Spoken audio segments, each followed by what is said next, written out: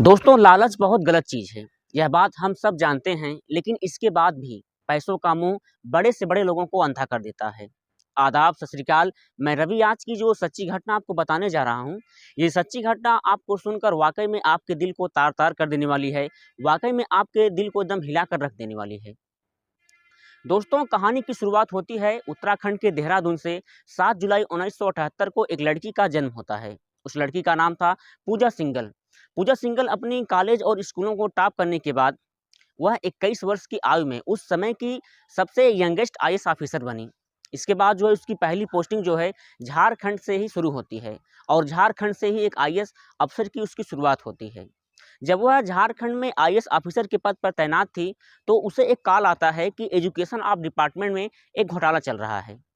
तुरंत जो है पूजा सिंघल जो है अपनी एक टीम को गठित करती हैं और जहाँ पर उस घोटाले को अपडेट किया जा रहा था, वहाँ पर जो है वहाँ पर रेड पड़ता है और रेड पड़ने के बाद उन उन लोगों को गिरफ्तार कर कर जो है जेल में डाल दिया जाता है और यहीं से जो है उनका प्रमोशन शुरू होता है। उन्हें एक टाइटल दे दिया जाता है दबंग आईएएस ऑफिसर।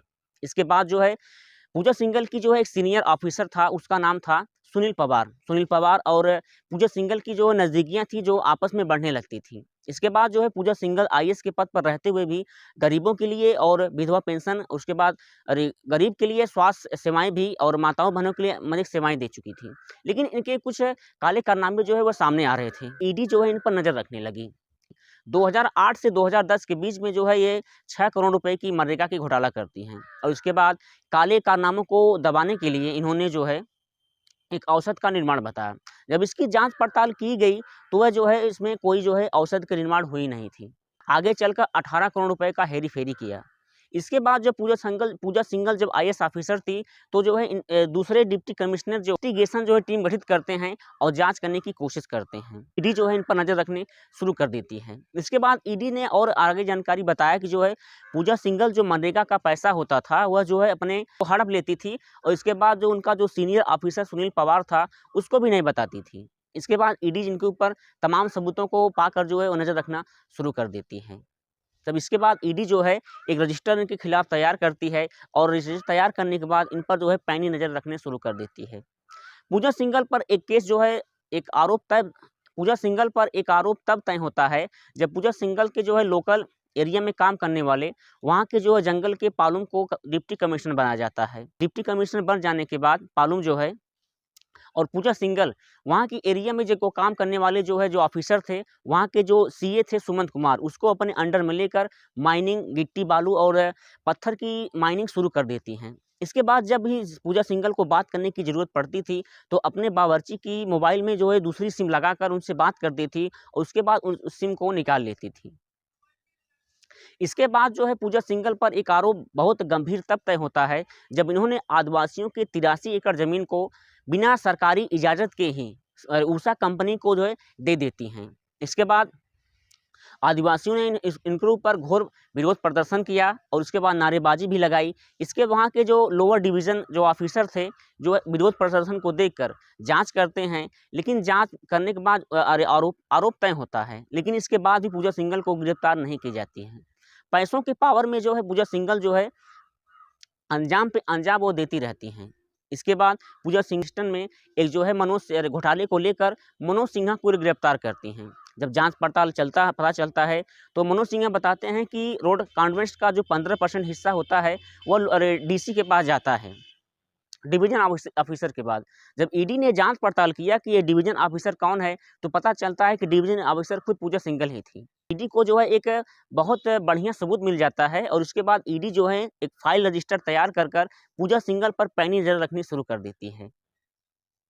इसके बाद जो है ईडी जो है एक टीम गठित करती है और इसके बाद जाँच एजेंसियाँ, उसके बाद सीआरएफ, सीआईएसएफ और सीआरपीएफ की पुलिस गठित टीम होती है और उसके बाद पूजा सिंघल के अलग-अलग बंगले पर जो है छापे मारना शुरू कर देती है। साथ ही जो है सीए जो सुमंत कुमार थी, उनके बंगले पर भी छापेमारी की जाती है और उनसे जाँच पड़ताल करना शुरू किया जाता है।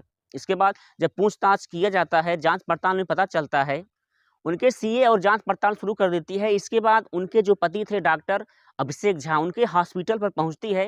हॉस्पिटल पर ईडी और सीआईएसएफ की टीम पहुंचने के बाद वहां पर जितने भी कर्मचारी और वहां पर जो रोगी थे उन्हें रोक दिया जाता है। बिना आईडी प्रूफ के बाहर का आदमी अंदर नहीं आएगा और अंदर का आदमी बाहर नहीं जाएगा।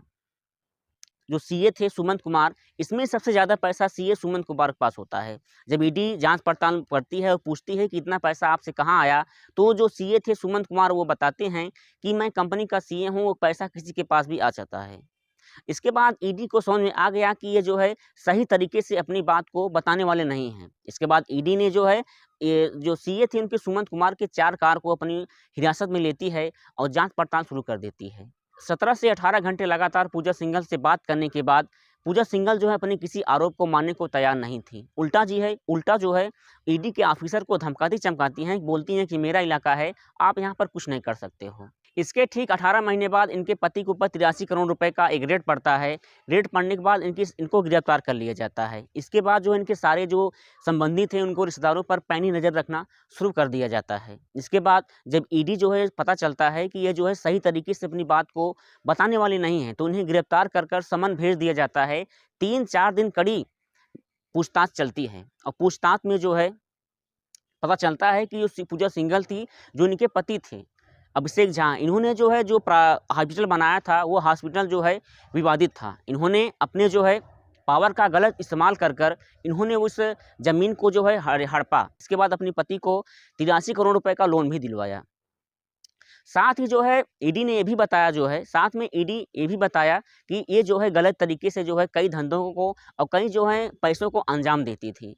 इसके बाद झारखंड सरकार को जब पता चलता है तो झारखंड सरकार ने इन्हें ड्यूटी और इनके पद से सदा के लिए हटा देते हैं। जेल पहुंचते ही पूजा सिंघल को जेल में चक्कर आने लगती है। जेल कर्मी जो है इन्हें दवा देते हैं, तब जाकर इन्हें होश आता है।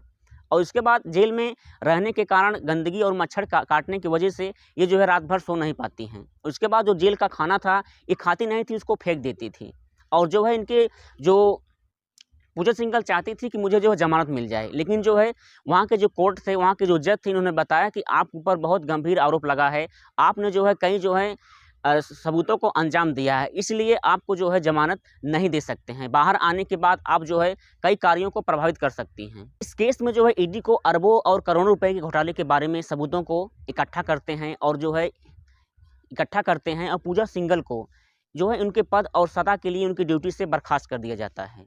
दोस्तों, इस कहानी से मुझे ये सीख मिलती है कि लालच जो है आदमी को कितना अंधा कर सकता है। दोस्तों, इस कहानी से किसी को ठेस नहीं पहुंचाना है, बल्कि आप लोगों को जागरूक करना है कि अगर आप जो है किसी सरकारी पद पर हैं तो आप अपने पद का सही इस्तेमाल करिए, ताकि जनता जो है परेशान न हो और जो है जनता आपसे खुश रहे। मिलते हैं एक नई पेशकश कहानी के साथ, तब तक के लिए धन्यवाद।